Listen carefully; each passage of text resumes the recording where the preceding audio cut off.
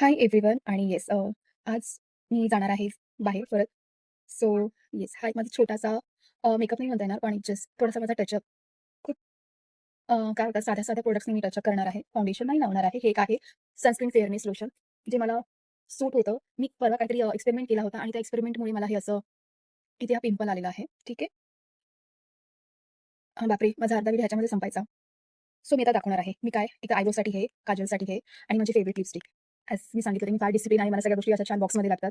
डोकं फिरलं तर मी हा बॉक्स फाडायलाही कमी नाही करणार प्लीज. सो हे 3च प्रॉडक्ट मी वापरणार आहे. चला. सो येस अशा प्रकारे मी झाली आहे रेडी आणि प्रथम एक व्हिडिओ बनवला होता ज्यामध्ये मी जॅपनीज शब्दांबद्दल सांगितलं होतं.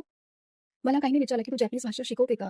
तर मी त्यांना म्हटलं की नाही मी ती भाषा शिकवत नाही. मी वाचत असते. मला वाचायला खूप जास्त आवडतं आणि आज त्यातलाच एक अजून शब्द तो म्हणजे वाबी-साबी. वाबी-साबीचा अर्थ हा होतो की अपूर्णतेचं सौंदर्य. म्हणजेच काय तर ब्युटी ऑफ इनकम्प्लीटनेस.